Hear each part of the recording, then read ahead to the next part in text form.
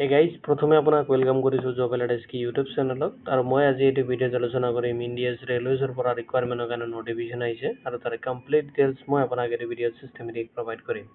তাহক দেৰি নকৰি আজিৰ ভিডিঅ'টো আৰম্ভ কৰোঁ প্ৰথমতে আপুনি যিকোনো ব্ৰাউজাৰ এটা ওপেন কৰি ল'ব আৰু তাতে যদি আপুনি সাৰ্চ কৰে RRB apply.gov.in বুলি তেতিয়াহ'লে ৰেলৱে ৰিকুৱাৰমেণ্ট বৰ্ডৰ যিটো এপ্লাই পৰ্টেল হয় তাতে আপুনি ভিজিট কৰিব পাৰিব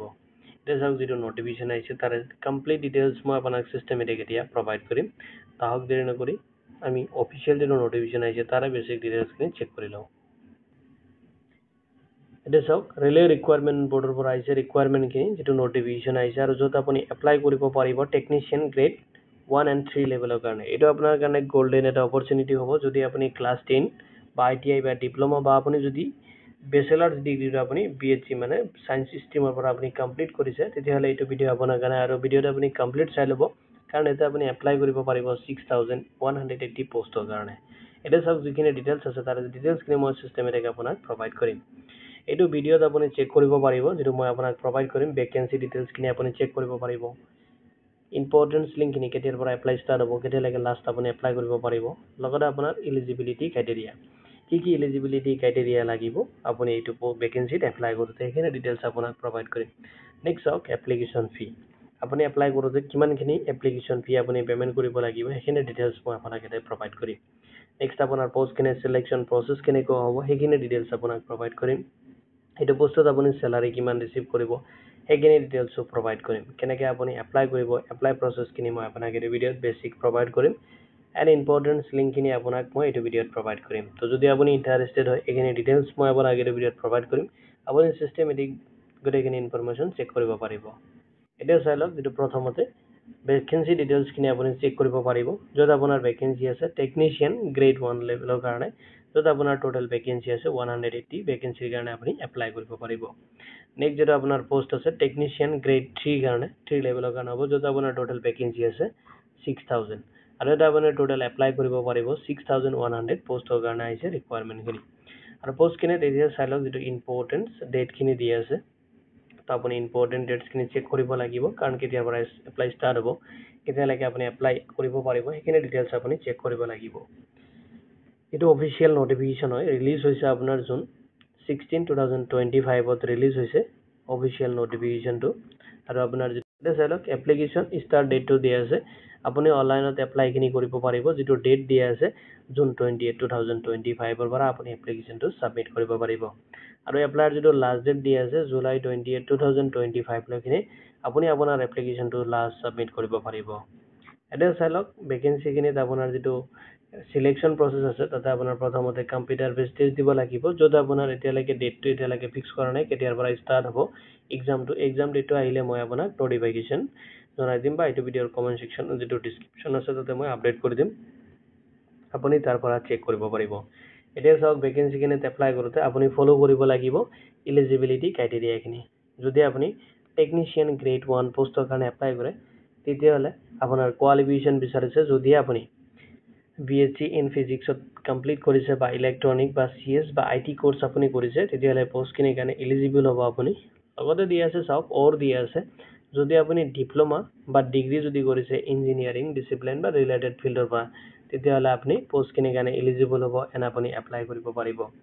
নেক্সট যেটো পোষ্ট দিয়া আছে আপোনাৰ টেকনিচিয়ান যেটো গ্ৰেড 3 লেভেলৰ কাৰণে পোষ্ট আছে তাতে আপোনাৰ কোৱালিফিকেশ্যন বিচাৰিছে যদি আপুনি ক্লাছ 10 পাছ কৰিছে লগতে চাওক বিচাৰিছে যদি আপুনি ITI কোৰ্চ কৰিছে ৰিলেটেড যদি ইলেক্ট্ৰিক ফিল্টাৰ এণ্ড মেকানিকেলৰ ওপৰত যদি আপুনি কোনো ধৰণৰ আপোনাৰ ডিপ্ল'মা আছে বা কোৰ্চ কৰিছে তেতিয়াহ'লে আপুনি পোষ্টখিনিৰ কাৰণে এলিজিবল হ'ব এণ্ড আপুনি এপ্লাই কৰিব পাৰিব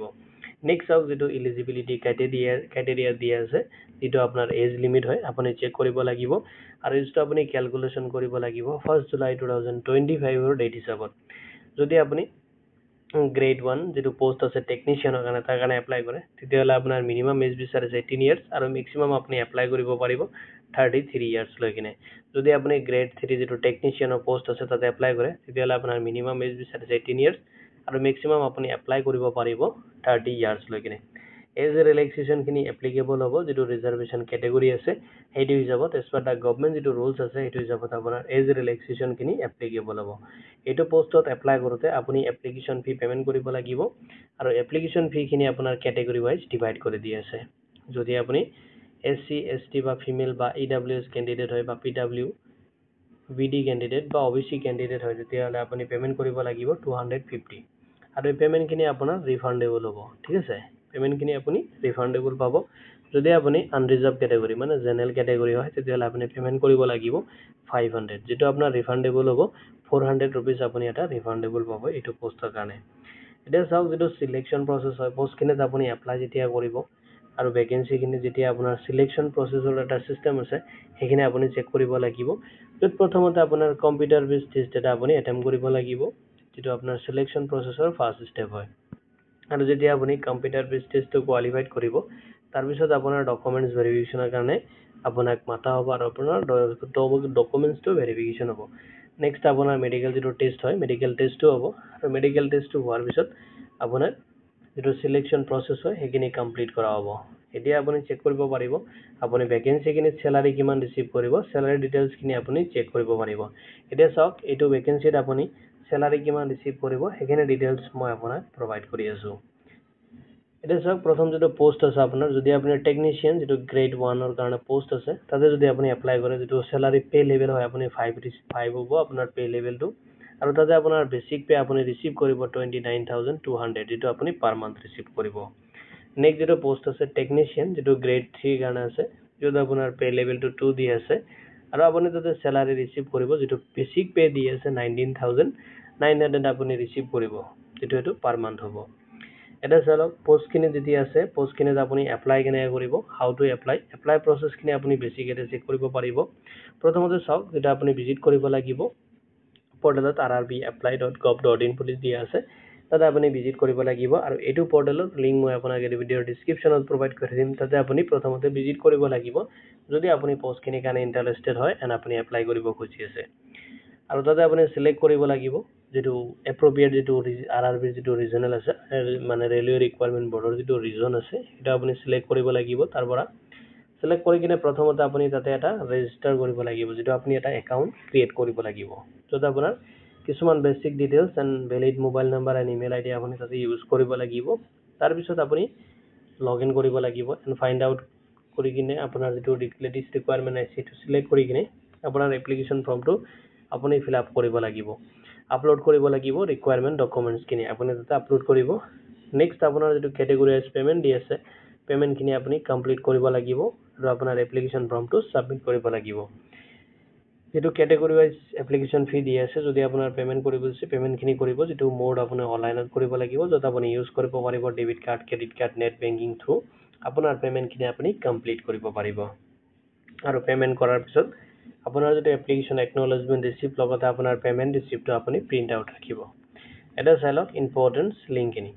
তো ইম্পৰ্টেন্স লিংকখিনি মই আপোনাক এই ভিডিওৰ ডেসক্ৰিপচনত প্ৰভাইড কৰি দিম যদি আপুনি ইন্টাৰেস্টেড হয় ইম্পৰ্টেন্স লিংকখিনি চেক কৰিব এন্ড যদি আপুনি বিচাৰে এপ্লাই কৰিবলৈ এপ্লাই লিংকটো মই এই ভিডিওৰ ডেসক্ৰিপচনত প্ৰভাইড কৰি দিম আপুনি তাতে ক্লিক কৰি কিনে এপ্লাই পৰ্টেলত যাব পাৰিব আৰু যদি আপুনি ইন্ডিয়ান ৰেলৱেৰ যেটো অফিচিয়েল ওয়েবসাইট আছে তাতে ভিজিট কৰিব খুজি আছে যিকোনো ব্ৰাউজাৰত আপুনি যাব যাই কিনে যদি আপুনি indianrailways.gov.in বুলি সাৰ্চ কৰে তেতিয়ালে আপুনি অফিচিয়েল ওয়েবসাইটত ভিজিট কৰিব পাৰিব লগতে চাওক যদি আপুনি বিচাৰে যে এপ্লাই যেটো পৰ্টেল আছে আৰআৰবি যেটো এপ্লাই পৰ্টেল আছে তাতে ভিজিট কৰিব খুজি আছে যিকোনো ব্ৰাউজাৰ এটা ওপেন কৰিব আৰু তাতে যদি আপুনি সাৰ্চ কৰে আৰআৰবি apply.gov.in বুলি এটো সাৰ্চ কৰিলে আপুনি এপ্লাই যেটো পৰ্টেল হয় তাতে ভিজিট কৰিব পাৰিব এন্ড অফিচিয়েল ওয়েবসাইটৰ লিংক এন্ড ইম্পৰ্টেন্স লিংকখিনি মই আপোনাক এই ভিডিওৰ ডেসক্ৰিপচনত প্ৰভাইড কৰি দিম তো ভিডিওটো চোৱাৰ বাবে ধন্যবাদ দিকিনে মই আজিৰ ভিডিও ইমানতে সামৰিছো যদি এটো ৰিকুৱাৰমেন্ট ৰিলেটেড কোনো ধৰণৰ কোৱেশ্চন থাকে আপুনি এই ভিডিওৰ কমেন্ট সেকশনত কমেন্ট কৰি দিব